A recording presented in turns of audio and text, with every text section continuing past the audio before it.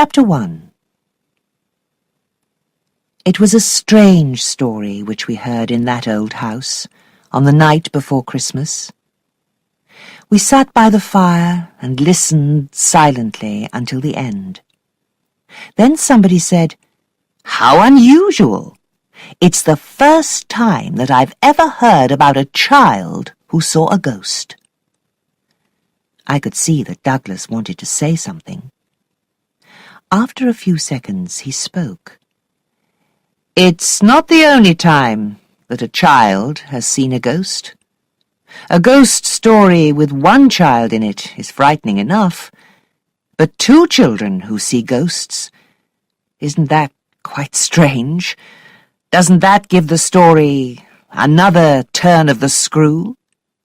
"Of course," somebody answered. "Two children give two turns of the screw. We want to hear the story." Douglas looked at all of us and said quietly, "It's a terrible story.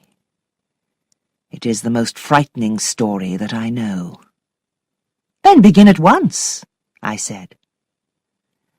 "I can't. It's in a book which is locked in my desk at home.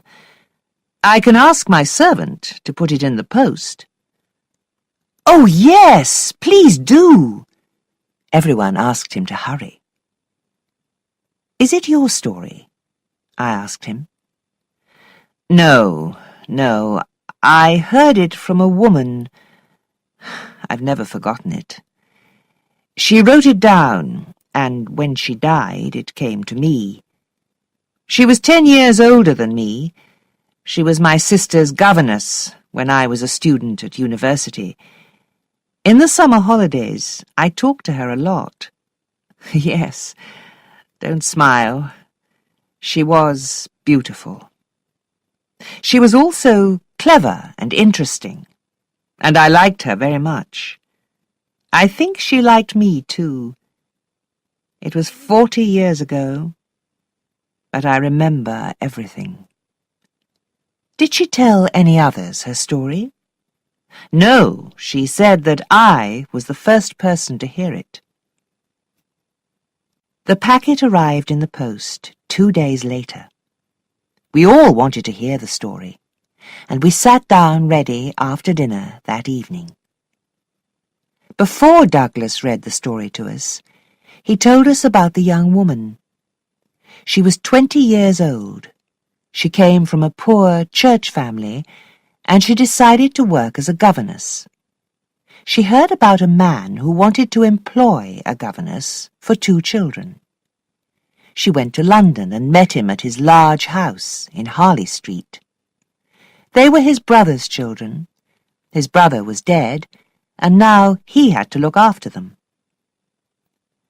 The man was handsome, rich, and unmarried, and the young woman was immediately in love with him. "I'll be so pleased if you can take the job," he told her. "London isn't a good place for children. I've taken them to my family home in Essex. It's a large house with big gardens and a park. I have no time to look after them. I've sent my best servants there, and the housekeeper, Mrs. Grose, is a very good woman. You will like her, I'm sure." He was very worried about the children, a little girl and her older brother. Not long ago, their first governess died suddenly, and now their uncle had to employ a new governess quickly. He had to find the right person. The boy was away at school, but he came back in the holidays, and the little girl was home all the time. "How did the first governess die?" a listener asked Douglas. "Was the job dangerous?" "You will hear everything," he answered. The young lady did not give her answer at once. It was her first job, and the house was big and almost empty. The money was good, but could she be happy there, alone? She wanted to help this wonderful man, But could she look after the children well enough? She returned to the house in Harley Street 2 days later. "I have decided to take the job," she said. "Her love for her new master," somebody said. Yes, of course. This love helped her later. It helped her to be brave, Douglas continued. But her employer said, "There's one thing that you must promise me. You must never bring any problems to me. You must never write to me. You must decide everything." She promised. He took her hand. He was so pleased with her. She never saw him again. Douglas opened the red book on his knee and began to read the governess's story to us.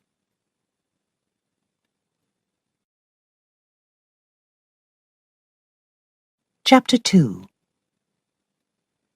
I was very worried during the journey. Was I making a mistake? I was going alone to a strange house to teach 2 children that I did not know. But it was a beautiful day, and when I arrived, the house was a pleasant surprise.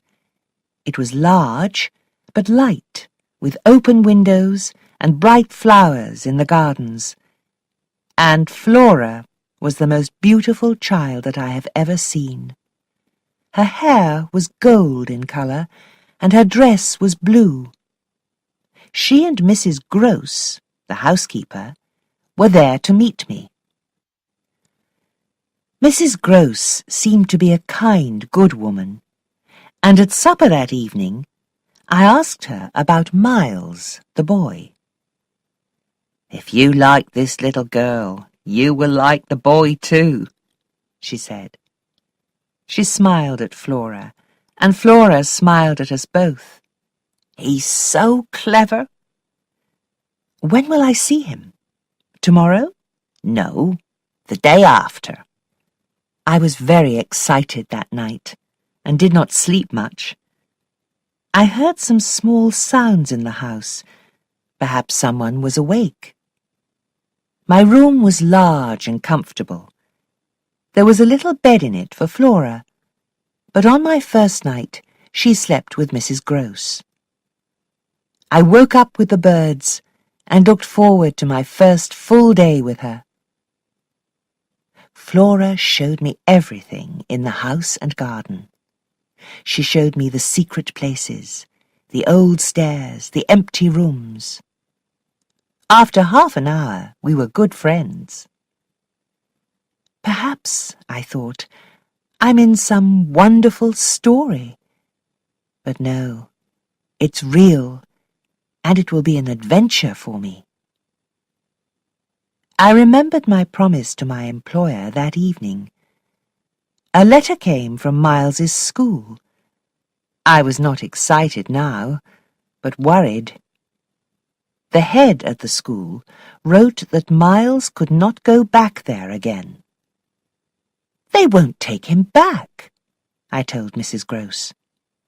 "Oh, never?" she asked, surprised. "Never. Here, you can read the letter." I gave it to her, but she shook her head sadly. "I cannot read," she said. "What has he done?"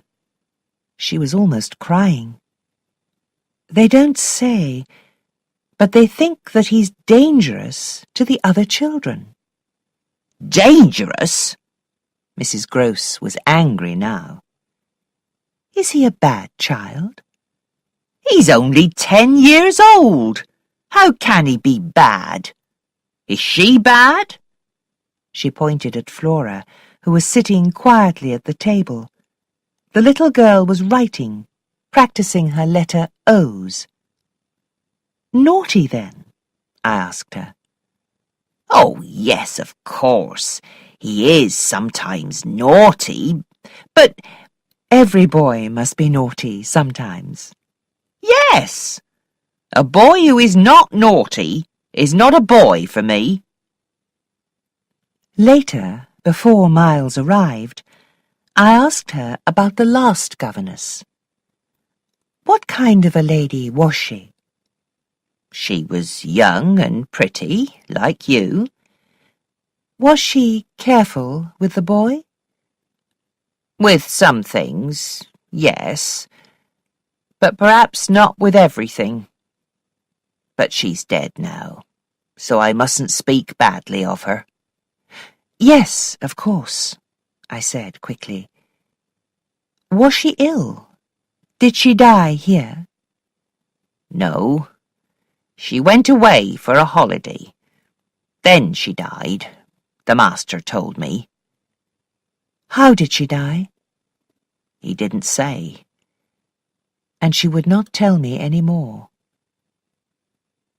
Miles was as beautiful as his sister.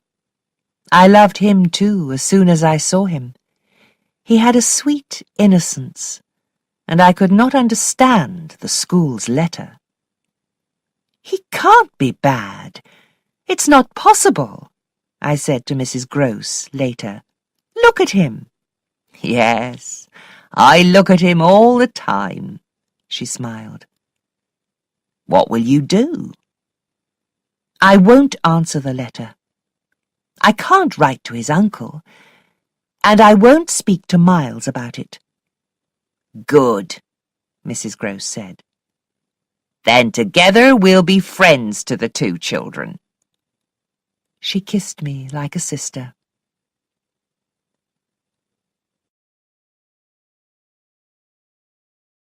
Chapter 3. I did not give the children many lessons during those first weeks. Perhaps they were teaching me now. They were teaching me to laugh, to play, to be free. I was more innocent than the children. I know that now. In the evenings, when they were in bed, I liked to walk among the summer flowers in the gardens and under the old trees in the park. Sometimes I could see the face of my employer in front of my eyes. "He's smiling at me," I thought. "He's pleased with me. I'm looking after the children well for him." One evening in June, I walked about 3 miles through the park. When I came back to the house, I looked up and saw a face. Was it my employer's face, which I thought about so much? No, it was not. I realized that very quickly. A man stood on the roof of the tower. There were 2 towers, one at each end of the roof. Each tower had a room inside, and you could climb out onto the roof from them. Flora took me there on my first day. I did not know this man. I saw him very clearly, and he was watching me. He stood still and stared at me for a minute, then turned away. I was frightened.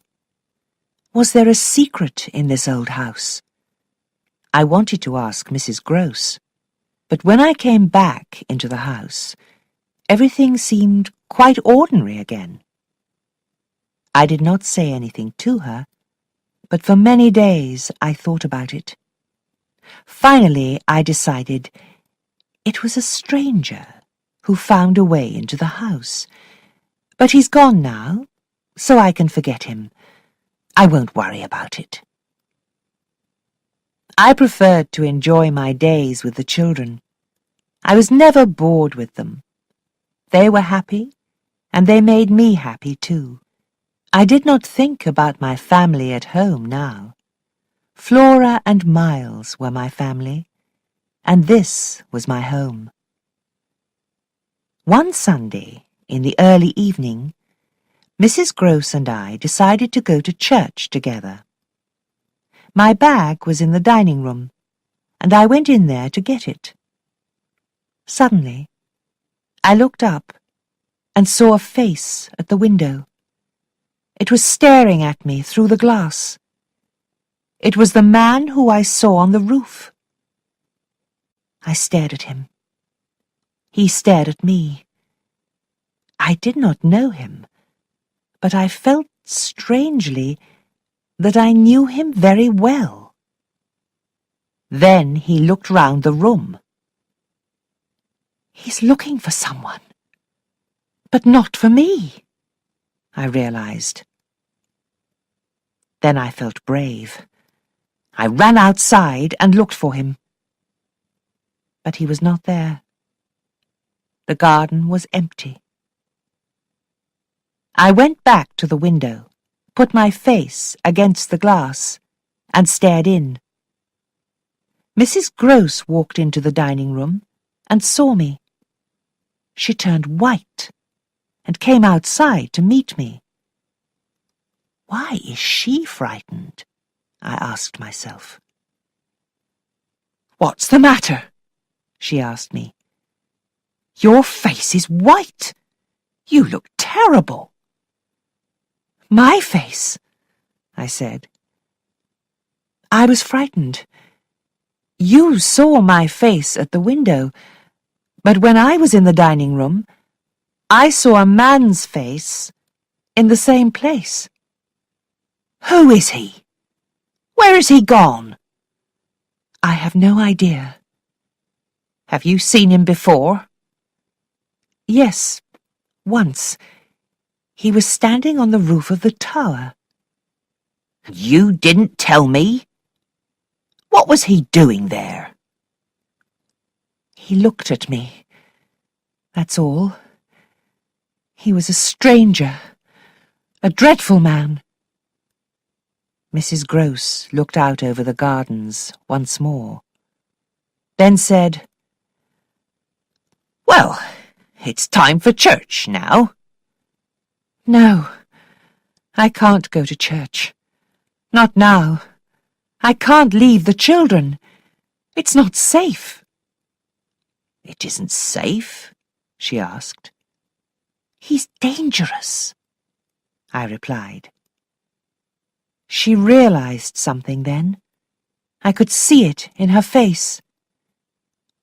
What did he look like? She asked. He is like nobody. What do you mean? He has no hat. She looked worried. So I continued quickly. He has red hair and a long face with strange eyes. Mrs. Grose's mouth was open, and she stared at me. Is he handsome? How is he dressed? Oh, yes, he's handsome. And he's wearing another person's clothes. The master's, she said. You know this man?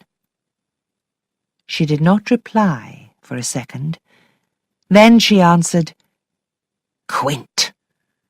Peter Quint. He was the master's servant. He took some of his clothes, but never his hat. When the master left, Quint looked after everything in the house. He was only a servant, but he gave the orders. Then where did he go? Go? She said. Oh, no. He died. Died? I almost screamed. Yes, she said. Peter Quint is dead.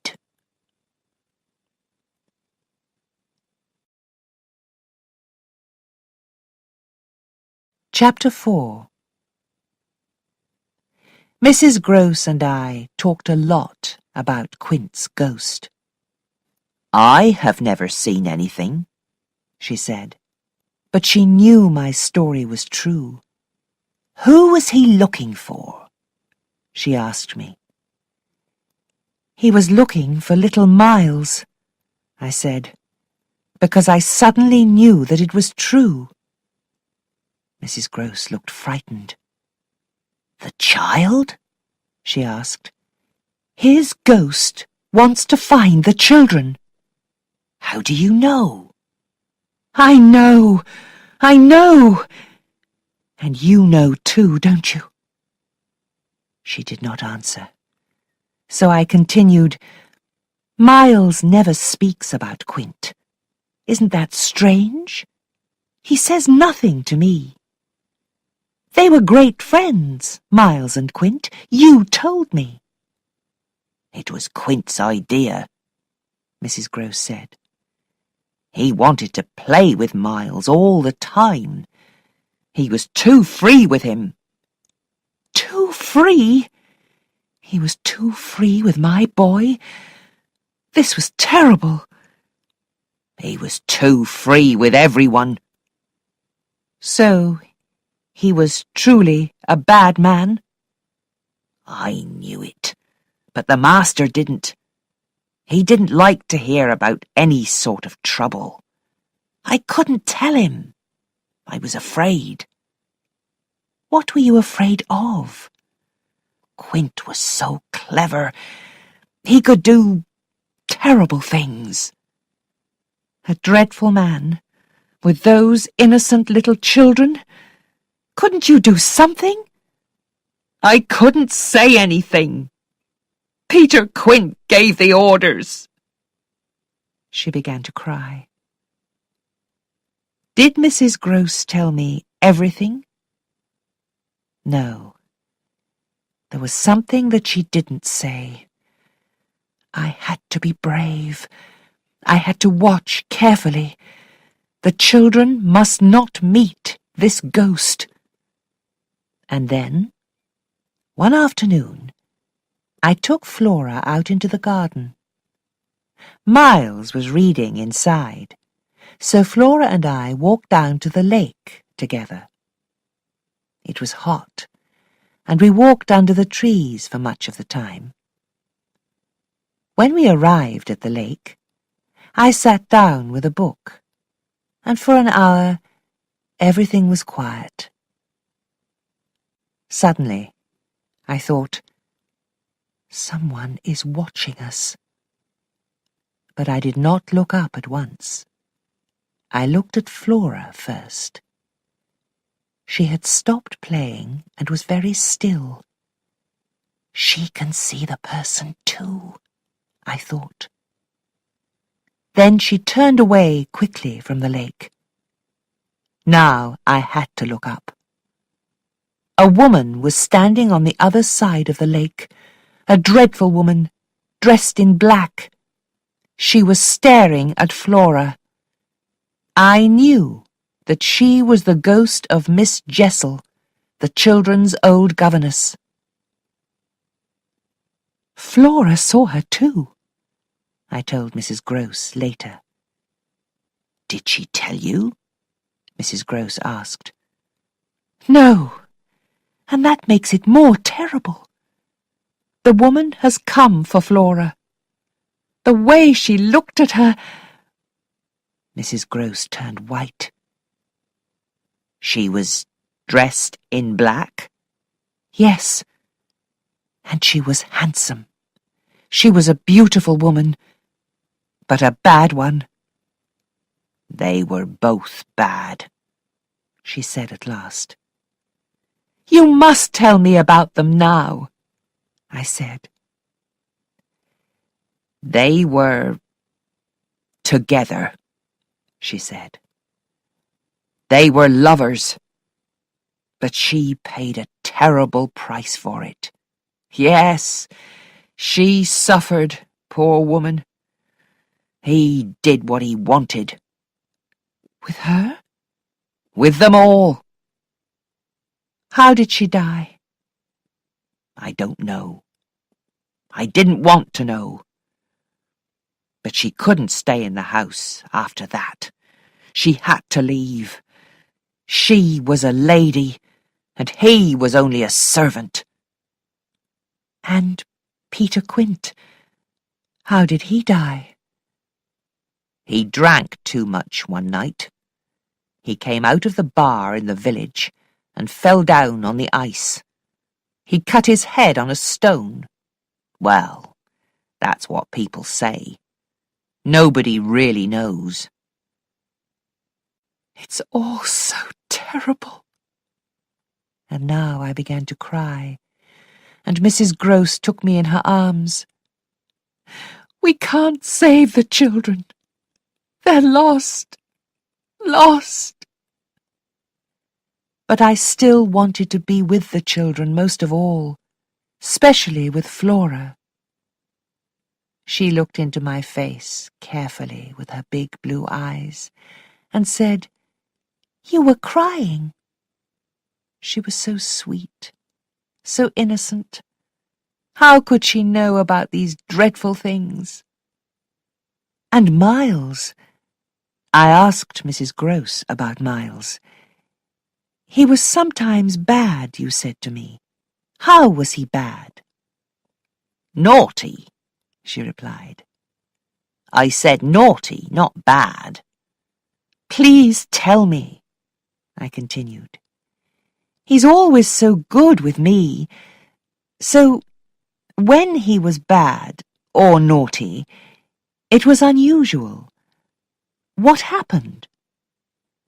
We were talking late into the night, and now the grey light of morning was coming. Mrs. Grose was silent for a minute. Then she answered me. Quint and the boy were together all the time. I didn't like it. I spoke to Miss Jessel about it. She was angry with me. It's none of your business, she said. So I spoke to Miles. You told him that Peter Quint was only a servant? Yes. You're only a servant too, he answered me. And there were times when he and Peter Quint were together for hours. But he said, I haven't seen Peter today. He lied to you? Mrs. Grose seemed surprised by this word. Yes, perhaps he did. And he knew about Quint and Miss Jessel? I don't know. I don't know. Yes, you do know. And we need to know more.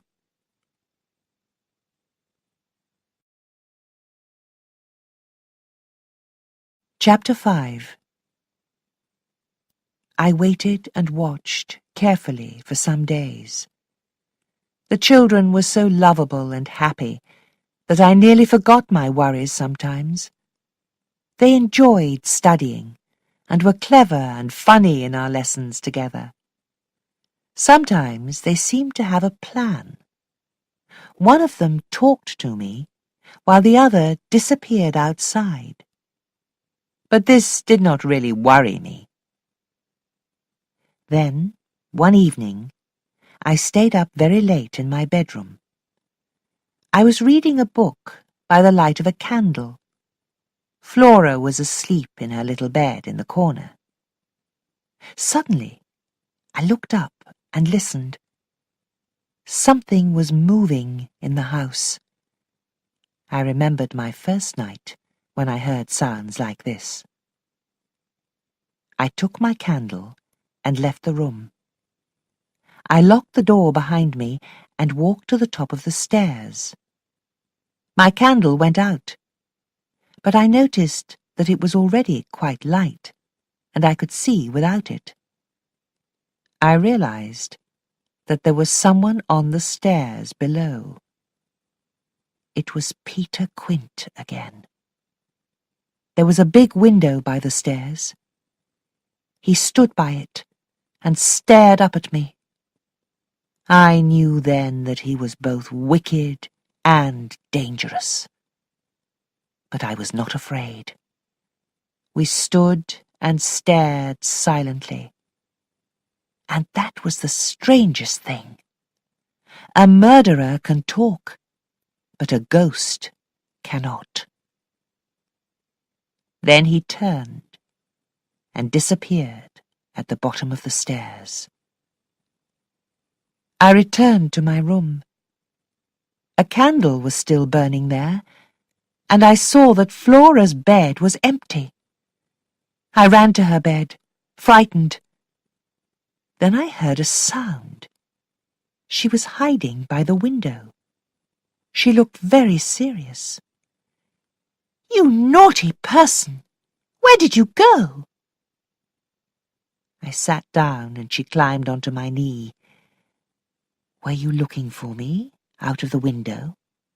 I asked her. "Did you think I was in the garden?" "Well, someone was out there," she said, and smiled at me. Her face was innocent and beautiful in the candlelight. "And did you see anybody?" "Oh, no." I knew that she was lying, but I did not say anything. Each night now, I sat up late. Sometimes I went out of my room to look and listen. Once I saw a woman on the stairs. She sat there in sadness, with her head in her hands. She did not show me her face, but I knew that it was dreadful and that she was suffering. I only saw her for a second, and then she disappeared. After 11 nights, I could not stay awake late, and I went to sleep quite early. I woke up at about 1 o'clock in the morning. Flora was standing by the window, staring out. She did not notice me. There was a full moon, and I could see her face in its light. She was giving herself to something out there, to the ghost that we saw by the lake. I got up. I wanted to find another room with windows that looked out onto the garden. The room in the tower was the best one. It was a big, cold bedroom. Nobody ever slept there. I put my face against the glass of the window. The garden was very bright in the moonlight. Somebody was standing on the grass and staring up above me at the tower. So there was another person out there on the roof of the tower. But the person in the garden was not the ghost of the woman. It was little Miles. When I went down into the garden, Miles came in quietly with me, back to his bedroom. "Tell me now, Miles," I said. "Why did you go out? What were you doing in the garden?" "Will you understand?" he asked me with his wonderful smile. I felt almost sick while I waited to hear. He planned to tell me everything. "Well," he said, "I wanted to be bad." He kissed me. "I didn't go to bed. I went out at midnight. When I'm bad, I'm really bad." He spoke like a naughty, happy child. "I planned it with Flora. She stood at the window to wake you up. And you stood outside in the cold. Well, you must go to bed now." I was the governess again, and Miles was just a naughty boy. He was too clever for me. I told Mrs. Grose everything. "We think that the children are good, but they're not. They live with them, not with us. They want to be with Quint and that woman." "But why?" Mrs. Grose asked. "Because Peter Quint and Miss Jessel are wicked, and they taught Flora and Miles to love wickedness. They're bad." "Yes, they were a wicked pair," Mrs. Grose said. "But what can they do now? They're dead. They're still here. Their ghosts are looking for our children. They can still take Miles and Flora from us. Oh, my goodness! They wait in high, strange or dangerous places, the roof of the tower, the other side of the lake. It's dangerous, but exciting for Flora and Miles. They'll try to get to those wicked people. And a terrible accident can happen. I see, said Mrs. Grose. We must stop this. Their uncle must take them away from here. I can't write, so you must write to him. What can I say? How will he know that it's true? My employer will be angry with me, I thought. I wanted so much to be brave and to help him. Mrs. Grose took my arm. He must come, she said. He must come back and help us.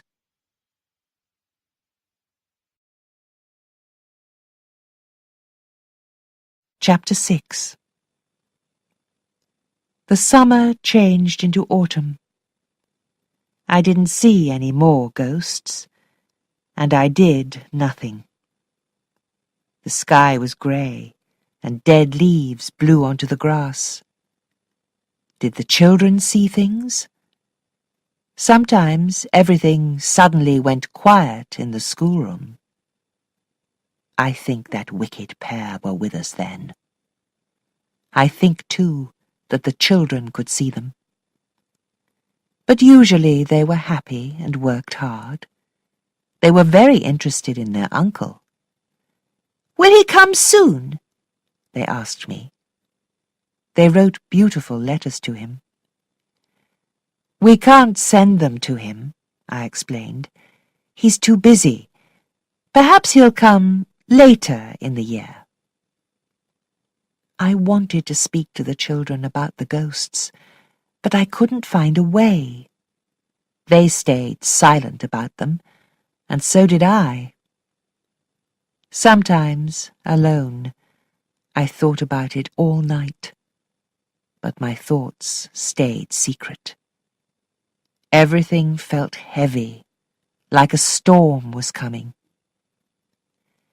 Then the storm came.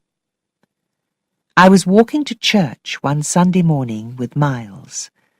Flora and Mrs. Grose were in front. It was bright, cold autumn weather now. "Can you tell me," Miles said, "when I'm going back to school?" His voice was sweet, but the words surprised me. I stopped suddenly. He smiled at me. "I'm a boy, you know, and I'm getting older now. I'm with a lady all the time. Is it a good idea? She's a wonderful lady, of course, but a boy needs other boys and men." We walked on now. "Were you happy at school?" I asked him. He thought for a second. "Oh, I'm happy enough anywhere." "Then you must be happy here, too." "Yes, but I want more interesting things to see and do." "I see," I said. "Does my uncle know about me? About everything?" "I don't think he's interested, Miles," I answered. "Then he must come and visit us." "Who will ask him?" "I will," Miles said. We were at the church now, but I did not go in. I stayed outside. For the first time, I did not want to be with Miles. Of course, he was right. It was unnatural for a boy to spend all his time with a governess every day, and I was doing nothing about it. Could I speak to his uncle? Miles knew now that I did not want to do this. He'll use it in his plan, I thought. He and Flora looked innocent, but they were not. I must leave this house. I'll go back and get ready. I can leave today. In the house, I went up to the schoolroom for my books. I opened the door, but there, sitting at my table, was that dreadful woman, Miss Jessel. She was writing, I knew it, to her lover, Quint. Her tired face was full of suffering. She was using my pen, my paper. She stood up, and for a few seconds she looked at me. I stared at her. Then I screamed, "You're a wicked, terrible woman!" She seemed to hear me. But the next minute, the room was empty. And I knew now that I must stay in the house. I could not leave. "I've talked to Miss Jessel," I said to Mrs. Grose later by the fire. Mrs. Grose was surprised, but she stayed calm. "And what did she say?" "She's suffering. She wants Flora. I've decided to write to the children's uncle." "Oh, yes," Mrs. Grose said. "You must." "I'll tell him this," I said. "I cannot teach a boy who is wicked. The school have sent him home because of his wickedness." "But we don't know." "Yes, we do," I said. "He seems to be so good that he must be wicked, really wicked. I'll write tonight." I began the letter that evening. There was a strong wind and heavy rain outside, but it was quiet in my room, and Flora was asleep in her little bed. I stood up, took my candle, and went to Miles's bedroom door. I listened. He called out, "Come in. I can hear you outside." He was awake, but in bed. "Aren't you sleeping?" I asked him.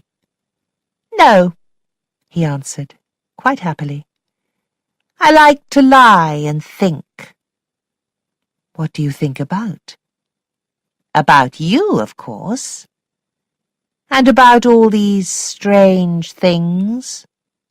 "What strange things?" "Oh, you know." I held his hand, and he smiled up at me. "Of course you can go back to school," I said. "But we must find a new one for you." He looked so young and innocent in his bed. "You didn't say anything before," I continued. "What do you really want?" He shook his head. "I want to go away." "Oh, you know what a boy wants." "Do I?" "You want to go to your uncle?" I asked him. "He must come here."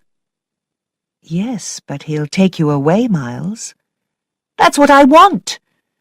You must tell him everything." "Tell him what?" I asked. "He'll ask you questions. You must tell him things too." "What things?" "The things that you don't tell me. He must decide on his plans for you. You can't go back to your old school, you know." "I don't want to go back. I want to go somewhere new." I looked at this brave, calm young boy, and I kissed him with love. "I'm writing to your uncle," I said. "I've already started the letter." "Well then, finish it." "Tell me something first, Miles. What happened?" He looked at me, surprised. "What happened here in this house? What happened at school?" He was still looking at me. I held my arms out to him. "Oh, Miles," I said. "Dear little Miles, I want to help you. I don't want to hurt you. I want to help you so much." But I knew at once that this was a mistake. Suddenly, there was a loud and terrible noise, a crash against the window. The cold wind blew into the room. Miles screamed. I jumped up. Everything was dark. "The candle has gone out," I said. "I blew it out, my dear," Miles said.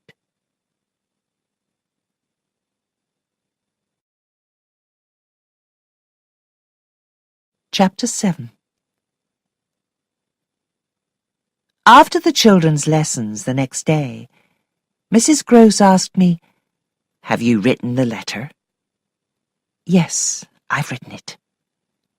I did not tell her that it was still in my pocket. I had to send it. I knew that now. Later, I put it on the table by the front door. One of the servants will find it and take it to town, I thought. In the afternoon, Miles came to me. "Shall I play some music for you?" he asked. He knew that he was winning, and that he was free now. He did not need to fight me. He could be friendly. The music was strange and beautiful. I was almost asleep. When it finished, I jumped up. "Where's Flora?" I asked. "How do I know?" Miles replied. He laughed and started to play again. I looked in my room, but Flora was not there. I went to Mrs. Grose. Mrs. Grose did not know where she was. "Perhaps she's in one of the empty rooms," she said. "I thought that she was with you." Usually I stayed with Flora all the time. "No, she's outside, somewhere quite far away," I answered. Mrs. Grose looked surprised. "Without a hat?" she asked. "That woman doesn't wear a hat," I said. "She's with her. We must find them." Mrs. Grose did not move. "And where is Miles?" "Oh, he's with Quint in the schoolroom. He stayed with me so that Flora could get away. He's free now. He can do what he likes." We stood by the front door. The afternoon was grey and the grass was wet. "You aren't wearing your outdoor clothes," Mrs. Grose said. "It doesn't matter. Flora hasn't got outdoor clothes on either," I replied. "I can't wait to dress. If you want to dress, you must stay behind. Look for Flora upstairs." "And see him?" was her frightened reply. She came outside with me at once. We walked quickly to the lake. I was sure that Flora was there. She wanted to go back there alone, I explained to Mrs. Grose. She and Miles planned this, and I'm sure that Miss Jessel is by the lake now. We arrived at the lake, but we could not see Flora. "She's taken the boat," I said, "and hidden it on the other side. We must walk round and find her." "How could she do all that? She's only a little girl." "No, sometimes she's an old, old woman," I said, "and there's someone with her. You'll see." 10 minutes later, we arrived at the other side of the lake and found the boat there. But where was Flora? We went on, into the next field. "There she is!" we both said at the same time. Flora stood on the grass and smiled. She did not move or speak. She smiled and smiled in a dreadful, silent way. Mrs. Grose threw her arms round the child. Flora stared in surprise at my head without its hat and said, "Where are your outdoor things?" "Where are yours?" I asked her. "And where's Miles?" Some customers prefer she small asked. portions. Some "If customers you'll tell like me, to start with an I'll appetizer. tell you. Some just There must want be a no main secrets course. now. Some want mineral water Tell with their you food. what. Some Tell me, my dear. Where's Miss Jessel?" Mrs. Grose gave a small scream. In the same second I screamed too. I shook Mrs. Grose's arm and said, "She's there! She's there!" Miss Jessel stood on the other side of the lake. In a way I was glad. It's all true then, I thought. Mrs. Grose will be able to see everything too. I pointed across the lake. Mrs. Grose looked, but Flora did not. She watched my face calmly and seriously. "She's there, you poor unhappy child. You can see her very well." But Mrs. Grose was angry. "What terrible things you say! Where can you see someone? There's nobody there." She could not see anything. And now I was losing everything. That wicked governess was winning. "She's not there," Mrs. Grose continued, talking to Flora now. "You can't see anyone. That poor lady, poor Miss Jessel's dead. We know that, don't we? It's all a mistake, and we're going home now, quickly." Flora was holding on to Mrs. Grose's dress. Her face was suddenly ugly. "I can't see anybody. I never see anything. I don't like you." She turned towards Mrs. Grose. "Take me away from her." "From me?" I asked. "From you! From you!" I stared at the ghost, which was still there. Then I shook my head and said sadly to Flora, "I've lost you. I'm sorry. She's won. I tried to help you. Goodbye." And to Mrs. Grose I said, "Go, go at once." I don't remember anything after that. I was on the ground, crying for a very long time. It was nearly evening when I got up. I went back to the house and up to my room. Flora's things weren't there now. Later, Miles came and sat silently with me. He was not unfriendly. I was very cold, but felt warmer when he was there.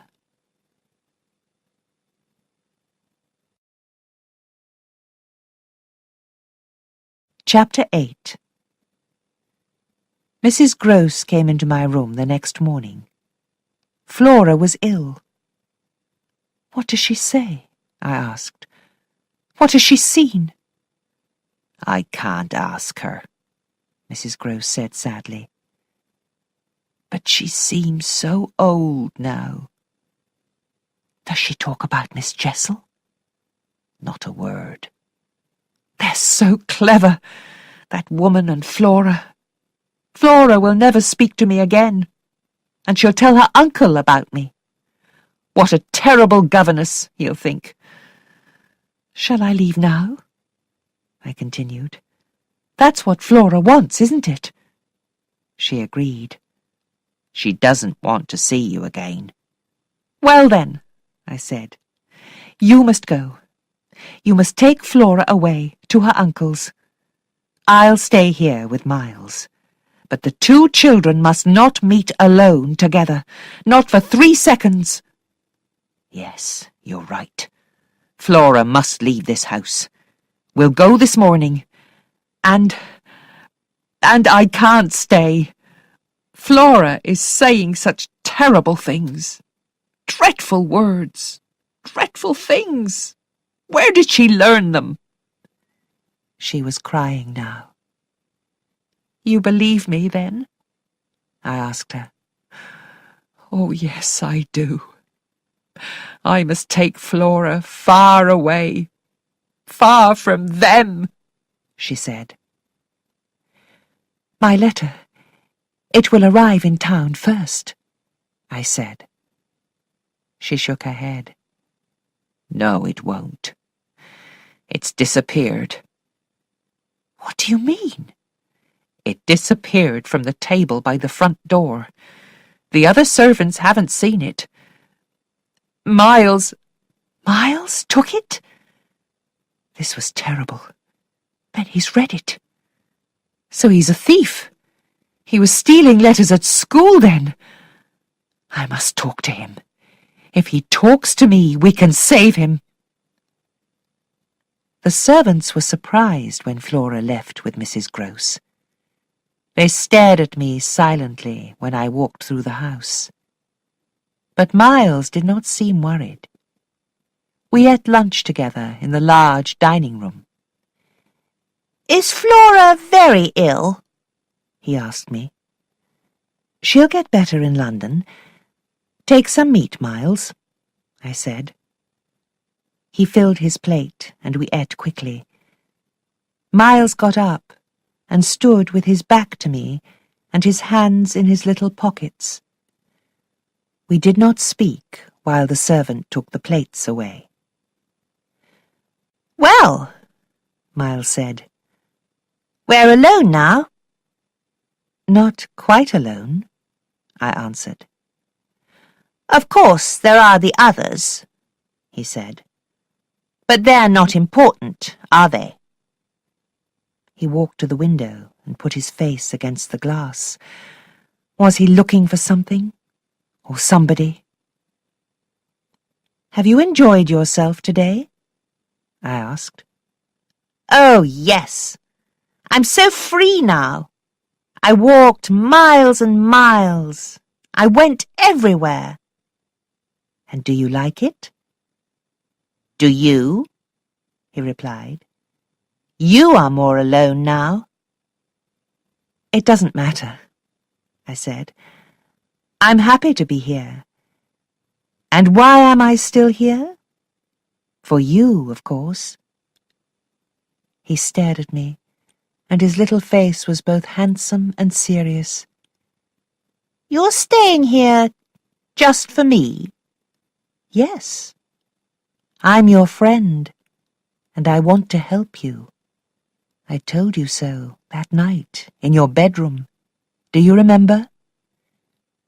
"Yes. But you wanted something from me too." "Yes. Tell me everything, Miles. That's what I want." "Ah, you're staying here so that I can tell you everything." "Well, yes, it's true." "Now?" he asked. "It's a good time. Or do you want to go out again?" "Yes, I want to go out very much." He picked up his hat and was ready to leave. "I'll tell you everything, I promise. But later. Not now." "Why not now?" He turned to the window again and was silent. "I have to see the gardener," he said. He was lying, I knew it. Someone was waiting for him outside. "Well then," I said, "tell me just one little thing before you go. Did you take my letter from the table by the door?" Then, in that same second, I saw the terrible face of Peter Quint at the window again. The room changed, and everything felt bad. But Miles saw nothing. "Yes, I took it," he said. I took him in my arms. He could not see the ghost, and he was not lying now.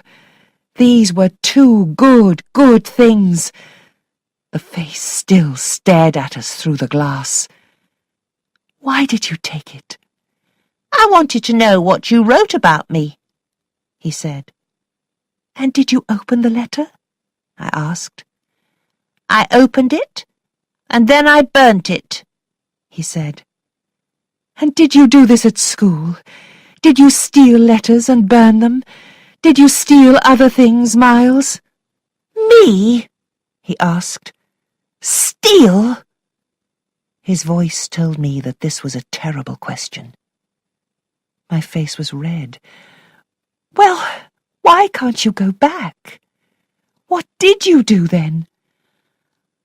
I said things, the boy replied, to a few people, and then the masters heard about it.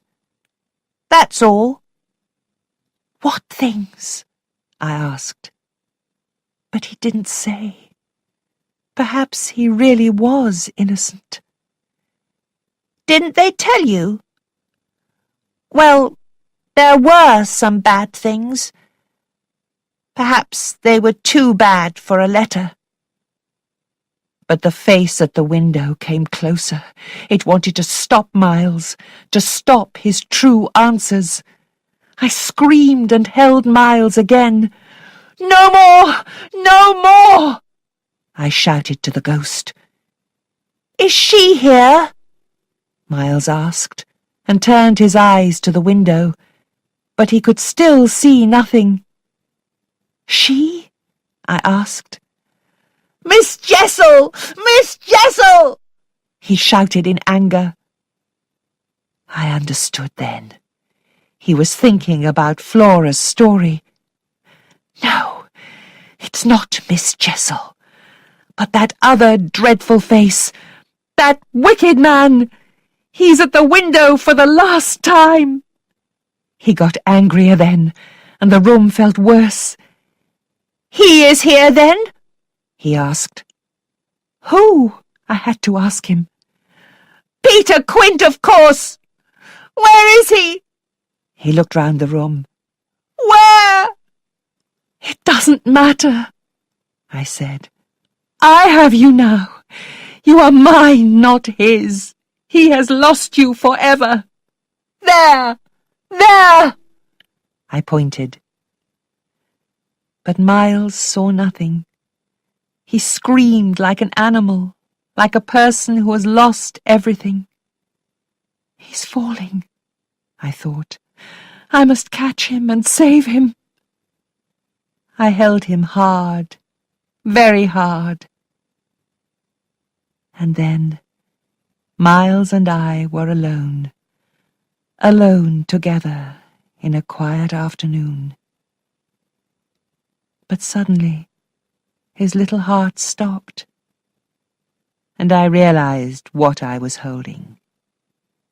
I was holding a dead child, not a living one.